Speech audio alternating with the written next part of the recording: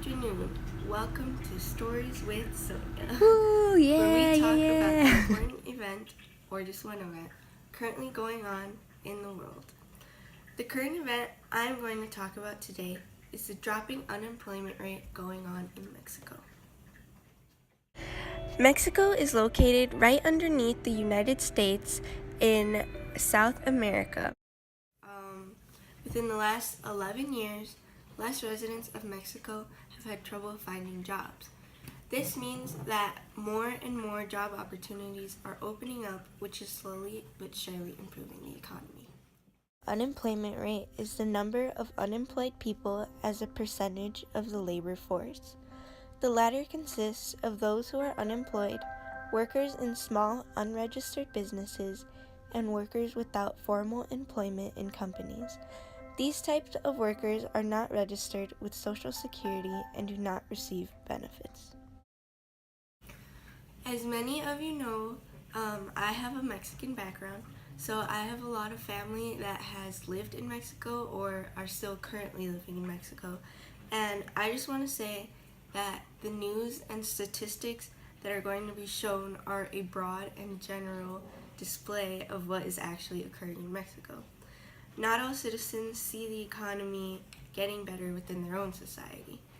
As I continue to tell you facts, keep in mind that there's a huge difference between what the news says and what the government tells us versus what is actually happening on a day-to-day basis. Especially because the news is so recent that I'm sure Mexicans don't see a difference at all in their society. Anyway, Mexico has a history of being a poor country, with residents struggling to get a good income. In fact, as of 2014, more than half of its citizens were below the poverty line. However, Mexico's economy is getting better and better. Unemployment rates have been decreasing at a consistent rate for about 11 years now. It is almost exactly the same percentage for both men and women. This means that it's not gender-based. Both men and women are finding jobs to maintain a good income. The rate went from 5.3% in 2009 down to 3.6% in 2017. Now, that's not a huge impact, but it's surely getting better in the economy. Exports and economic activity are higher than forecasted growth at the beginning of the year. This means that Mexico's economics are doing even better than predicted by analysts. The nation's biggest employer is the service sector with 42.2% of the workforce. Following it is commerce and trade, agriculture, and construction. The service sector is a big impact on any economy in any country. The service sector is the sector of the economy that provides services rather than products. This includes warehousing and truck transportation services, information sector services, commodities, professional, technical, and scientific services, waste management services, healthcare and social assistance services, and more. These are the statistics of Mexico's unemployment rates from 2010 to the prediction in 2020. As you can see, from 2010 to 2017, there is a gradual decrease in residents without jobs. And now, the labor force percentage from 1999 to 2013, you can see that the rates have been going up. So, I recently interviewed my aunt to get her experience on the topic and what she feels is going on, but the footage erased. But she said that the previous two presidents have made policies that, in her opinion, actually made a difference. The current president, Enrique Peña Nieto, has made efforts to raise educational levels in order to promote economic development, but has failed. She thinks that he hasn't made much of a difference on the economic rates, but he's trying. The real reason why more people are getting jobs in Mexico are the big manufacturing and trading companies that are making their way there.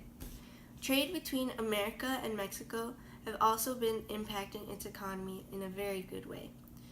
Analysts from Banorte said that employment figures will continue to improve at a similar rate in the second half of the year due to a lower probability of drastic changes to policies that affect trade between Mexico and the United States.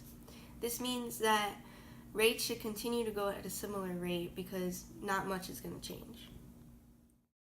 Speaking of companies, the recent growth areas for employees are the petroleum industry, electronics, logistics and transportation, infrastructure, and obviously the services sector.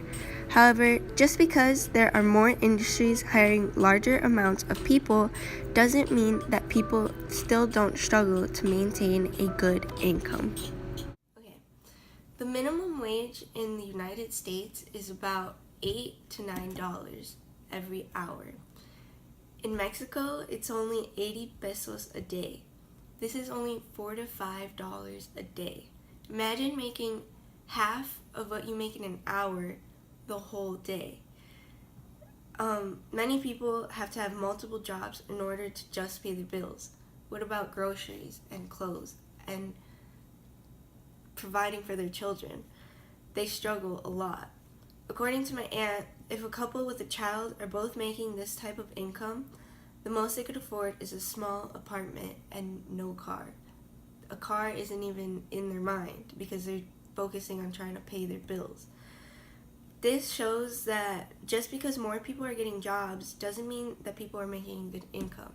Now, obviously, it's better to have a job with low income than no job at all, but keep in mind that it's not amazing. Okay, so as explained between my aunt and I, Mexico's economics and unemployment rates on a large scale are seeing great numbers. Rates are predicted to continue to do well in the following years. According to graphs, up to 2020, it should go even lower than it is now.